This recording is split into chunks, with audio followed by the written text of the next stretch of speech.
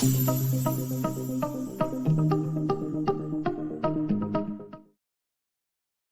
FERS supplement, a lot of people, over the last couple of months have been talking about the FERS supplement. There was fear that it was going to go away, but it got in the bill that the bill that's being discussed in the Senate right now that got passed through Congress. The official title is HR1, right? Well, HR1 is the section, I should say, in the bill that discusses the FERS supplement. And so what we're going to do is we're going to discuss that today. But along with the FERS supplement, there's some other things in that bill that will impact you. And so we'll go through all of that, right? But the reason why the FERS supplement is a big deal because, when you're calculating those numbers, depending on where you are, it could be worth up to $100,000, right? If you're somebody and you're 57, getting ready to retire, 56 in 10 months, because that's some people can retire at that age with the FERS supplement, and you're making $1,700 a month, your FERS supplement $1,700 a month. You times that times 5 years, it's up to $100,000 that was once yours that you've been planning for your whole career, and now it's gone, right? And so what we got to do is we got to make up for that. For a lot of people, it's less, right? But for some, especially in the DC area where we have a lot of clients who, make more money, in the Atlanta area, make a lot more than other areas, your FERS supplements in that $1,800, $1,700, $1,900 range. So a lot of people $2,000 range, and that's that's $100,000 easily from 57 to 62, right? And so when we look at the overall numbers, when we average it out, the average is 54,000. But again, like I mentioned, the higher earners, especially in the DC area, Atlanta area, you see, a lot of you folks are making over six figures, and so because you're making over six figures, your FERS supplement is a lot higher, which ends up being a bigger number, right? And so one of the things we got to talk about is like how to make up for that difference, right, and how to plan for it, because we now know that if this bill is passed through the Senate, which has hopefully it doesn't, but if it does, we now know we have a timeline. We have to January 2028 to make sure we put a plan in place to make sure that you're not missing out on anything. And so the people that are the most quote unquote screwed in this situation are people that are 48, 22 years in, right? Because a lot of those folks, especially those people that are prudent in their finances, were already looking at 57 and they were planning for it. And now you got to work another 5 years because the FERS supplement's going away, right? So another thing is if you're 53 and you got 28 years in, it's really nothing you can do because you got 4 more years to work, but you don't got 4 more years to that 2028, right? And then every federal employee under the age of 50, you're just not going to be able to take advantage of the FERS supplement, right? And so those folks are screwed from it because they won't be able to touch it. Now, that's not you. There's areas in which there's things you can do, right? But the thing that we have to realize, if you are that person, that's 32% of your retirement check gone from 57 to 62, which is a big chunk, right? But one thing we always teach at Fed Legacy is there's a way in which there's things you can do to make sure that you're protected, right? And one of the things that we always talk about at Fed Legacy is making sure you build your financial house, right?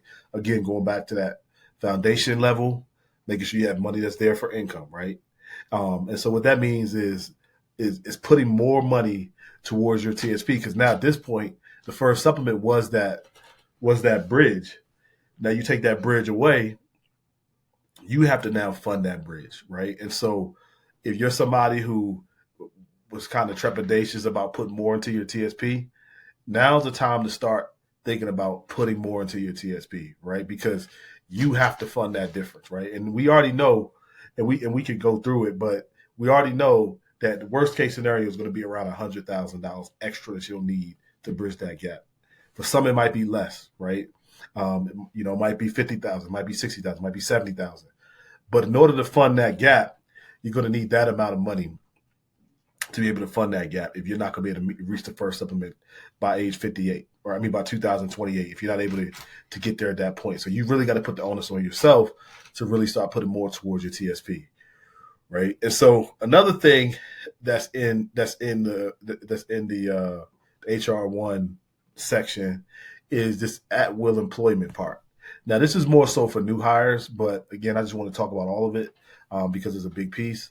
Is that that's you either accept the civil service protection or you take a 5% pay cut, right? And what that means is they're going to charge you more towards your first supplement, right? If you want to be an at will employee, if you don't want to be an at will employee, that means you're going to have to pay an extra 4.5% towards your first supplement, taking that up to a total contribution of 9%, right? 9.5%, which is a big deal, right? And so that's another thing that's in that bill, and that's where they're talking about basically you have to pledge, quote unquote, loyalty to the federal government, or if you don't want that, then you have to pay this extra. Which is wild to even think that something like that will be in a bill, but it is something that's there. It's something that's worth talking about, right? One of the things, again, going back to that financial house that we talk about again, and is just having that foundation, having the walls where you have the tax protection, you have your tax plan, tax strategy, and any of you all that have talked to us and we've been working through your retirement, this is the first thing we take you through to make sure that you have a solid retirement. But this is more important than ever now, because if you don't reach that first supplement, every dollar counts at that point, right? The good thing about being a federal employee now, if you get the first supplement or you're retiring, after that, you do have a hefty amount of income coming in where you're not going to need your TSP as much, right? And that's a great thing, right? But if you're somebody who hasn't really been prioritizing your TSP, you want to make sure that you begin to, right? You got almost a 2-year window to do that, right? A 2.5-year window to do that. And so, you want to make sure that's a priority, right? And so what I have here, we created the term your magic date. And what that is you don't want to wait until December 2027 to start putting in your retirement paperwork. If you're somebody that can get the first supplement before the January timeframe. And the reason why that is, when it comes to planning for your retirement, these things can be delayed, right? So we look at these things, it's like, all right, if you're somebody who's 55 now and you got 2 years, you want to put in your retirement date as early as possible. As soon as you hit that 57 years old, your minimum retirement age, because it gives you some time to let them process, make sure there's no mistakes.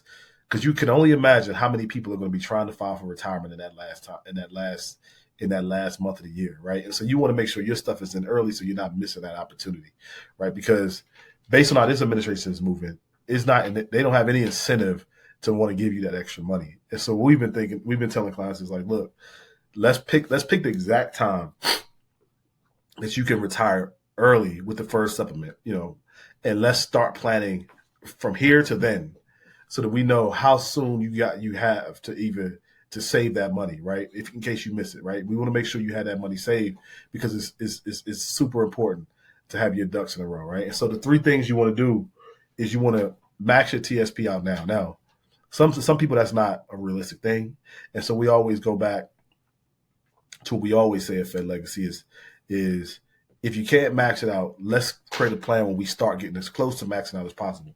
And what we always say is, if you're doing 10%, let's put in 1% extra, right? Next year, right? If you get another raise, let's put in another 1%, and we just build slowly until we get to that point.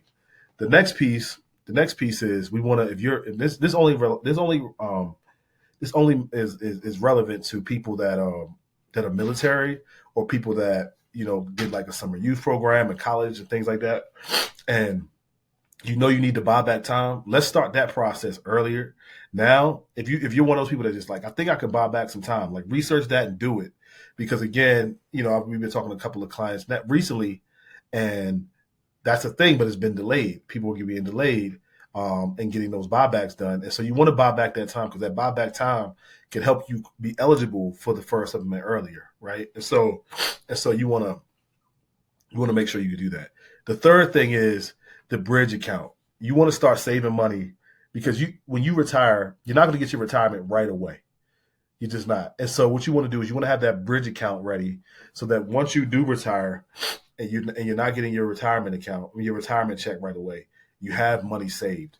And the best way to do that is not necessarily in the TSP, but it could be in a Roth. And the Roth TSP is not bad because the taxes are already paid on that, as long as you've had that accountable for 5 years. So the Roth TSP is not a bad place to put the money. Or any tax-free account. It could be a high-yield savings account at your bank. It could be, just a money market account. It could be anything that you can get your hands on the money right away. You want to start building that account up as soon as possible, right? Um, you want to start building up that account as soon as possible, and then there are some protected groups in case you're in one of these groups. The groups that the FERS supplement stoppage is not relevant to is if you're law enforcement, if you're a fighter, if you're air traffic controller, or if you're already retired. So those, if you're lucky to be in those four groups, and you can kind of ignore this information. But if you're not, this is who it pertains to. And again, this is just a chart showing, when that time comes around, the amount of retirements that are going to be filed can be quite high, right? And so that's why we're saying, like, you want to make sure you have your date, and we can talk about your date early as possible so that you can get your paperwork in as early as possible. So you're not in that last month of the year trying to get this stuff processed, because that could just be hell.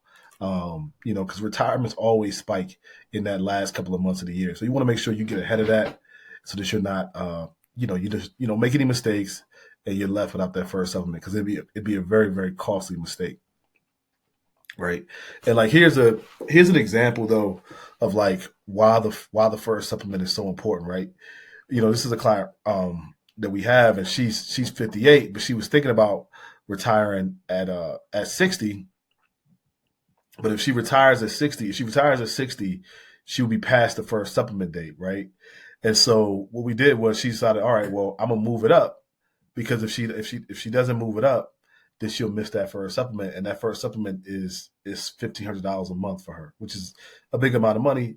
So she decided to move it up, right? And so these are the type of decisions that a lot of people have to make. Is like, you might want to work to 60 because you might want to reach a higher high 3, but your first supplement will make a big difference if you retire a tad bit earlier.